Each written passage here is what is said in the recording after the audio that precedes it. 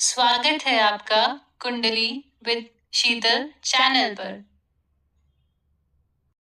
प्यारे दोस्तों, हम युति का पढ़ रहे थे, सूर्य के साथ ग्रहों की युति। तो आज मैं आपको बता दूं सूर्य और बुध ग्रह की युति क्या प्रभाव देती है कौन से घर में। कुंडली में सूर्य को आत्मा, पिता और बुध को बुद्धि और वाणी का प्रभाव एक दूसरे से गहरा संबंध रखता है। जब ये दोनों एक साथ होते हैं तो बुध आदित्य योग बनता है और यह एक अच्छा योग माना जाता है जो जातक को बुद्धिमान और सफल बनाता है। अलग अलग भावों में इसके प्रभाव और उनसे जुड़े उपाय मैं आपको बताती हूँ। पहला भाव, पहले भाव में सूर्य और बुध हो तो जातक प्रभावशाली, आकर्षक, आत्मविश्वासी होता है। बुध के कारण अच्छी वाणी मिलती है और सूर्य के कारण अच्छा ओज मिलता है और बहुत ज़्यादा बोलने वाला होता है जातक। तो अगर इस भाव में अगर बुध और सूर्य है तो जातक को ज़्यादा बोलने से बचना चाहिए। सूर्य उसे आत्मविश्वासी बनाता है और बुध उसकी वाणी को एकदम बढ़िया बनाता है। सेकंड हाउस में धन और वाणी का प्रभाव, जातक स्पष्ट बोलने वाला होता है, जो भी होता है वो मुंह पे बोलने वाला होता है।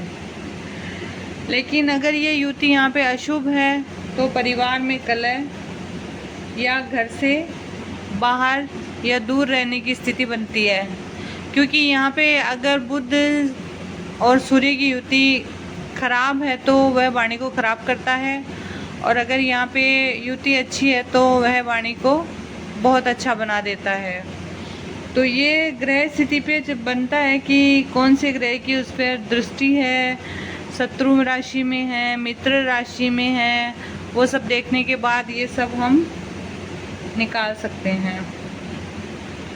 थर्ड हाउस में जातक अपनी मेहनत से व्यापार में तरक्की करता है और लेकिन यहाँ पे बड़े भाई बहनों, छोटे भाई बहनों और मित्रों, रिश्तेदारों से यहाँ पे मतभेद हो सकते हैं और यहाँ पे जातक पराक्रमी होता है अगर तीसरे भाव में ये युति बन रही है तो। चतुर्थ भाव में माता का सुख और वाहन संपत्ति का भाव होता है, तो इसमें थोड़ी अस्थिरता रहती है। माता के सुख में, संपत्ति, वाहन, इन सब के सुख में थोड़ी अस्थिरता रहती है। सूर्य बुध के प्रभाव से जातक बुद्धिमान तो होता है लेकिन यहाँ पे थोड़ा तनाव से ग्रसित रहता है, क्योंकि ये चंद्रमा का भाव है और चंद्रमा के और बुध के शत्रुता होती है, इसलिए यहाँ पे बुध ज़्यादा अच्छा फल नहीं देता है।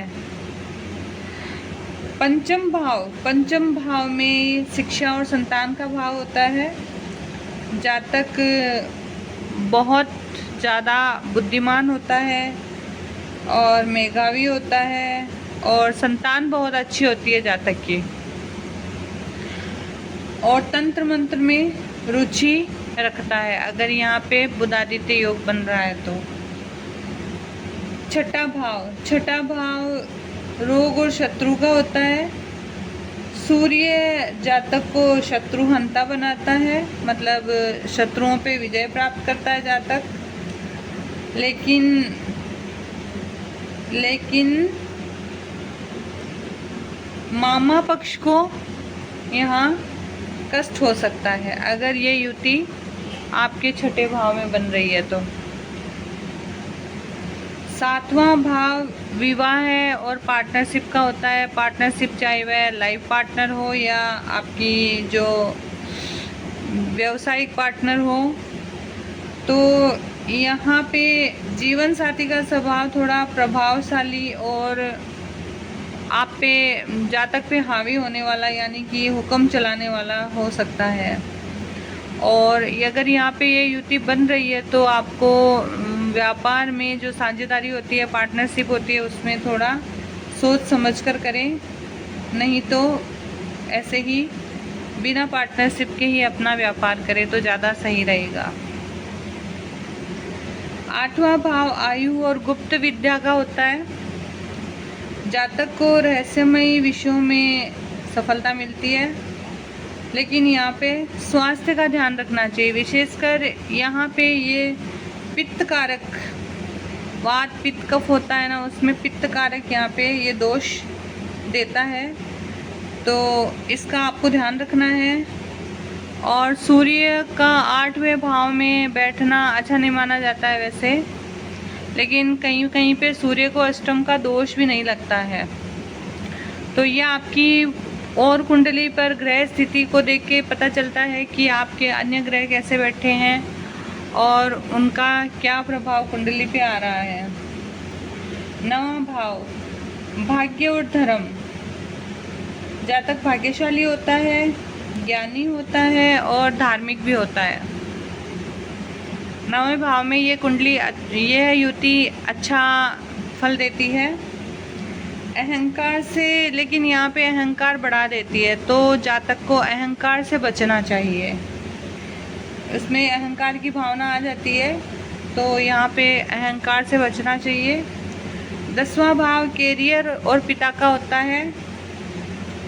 राजनीति या सरकारी क्षेत्र में उच्च शिक्षा, राजनीति सरकारी क्षेत्र में उच्च सफलता मिलती है और जातक राजनेता भी बन सकता है, अच्छा नेतृत्व कर सकता है किसी भी विषय में, और अपने पिता से उसके संबंध अच्छे रहते हैं, क्योंकि सूर्य 10वें भाव में उच्च का फल देता है, इसलिए यहाँ पे सूर्य को अच्छा माना जाता है। 11th हाउस है कि लाभ और आय का भाव। आपकी आमदनी के एक से अधिक सोर्स होंगे। 11th हाउस में अगर सूर्य है तो आपके 3 संतान होगी, और हर 11वें दिन जातक के पास कहीं से भी आए पैसा आएगा, चाहे वो 1 रुपया भी आए या 10 रुपये भी आए या 100 रुपये भी आए, लेकिन हर 11वें दिन उसके पास पैसा आता है। जातक को समाज में मान सम्मान मिलता है। आय में यहाँ पे सूर्य और बुध की युति वृद्धि देती है। 12th हाउस में व्यय और आध्यात्मिकता और विदेश यात्रा से संबंधित भाव होता है, तो यहाँ पे व्यय अधिक होता है, आध्यात्मिकता में जातक की रुचि होती है और विदेश से संबंध बनता है। विदेश से यहाँ पे बहुत अच्छा लाभ दिला सकती है ये युति। जातक का झुकाव आध्यात्मिकता की ओर अधिक होता है।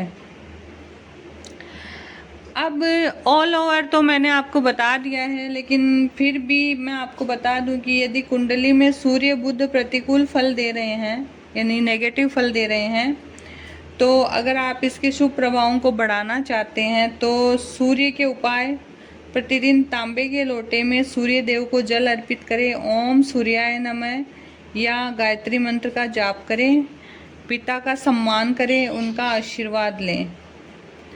बुद्धि के उपाय: बुद्धि और वाणी को उत्तम रखने के लिए भगवान गणेश की पूजा करें, उन्हें दूर्वा घास चढ़ाएं, रोज सुबह ओम बुद्धाय नमः, ओम गंग गणपते नमः का जाप करें। दान व अन्य: पक्षियों को हरा चारा या दाना डालें, बुधवार के दिन गाय को हरी पालक या घास खिलाएं। और अधिक जानकारी के लिए यहाँ पे स्क्रीन पे मेरे नंबर चल रहे हैं, तो अगर किसी को अपनी कुंडली का विश्लेषण करवाना है या कोई जानकारी चाहिए तो आप मुझसे व्हाट्सएप पे संपर्क कर सकते हैं। वीडियो अगर पसंद आया तो लाइक और शेयर ज़रूर करिएगा। आगे मैं आपके लिए इसी तरह और वीडियो लेके आती रहूँगी। आपके प्यार और सम्मान जो मुझे मिल रहा है उसके लिए आप लोगों का बहुत बहुत धन्यवाद।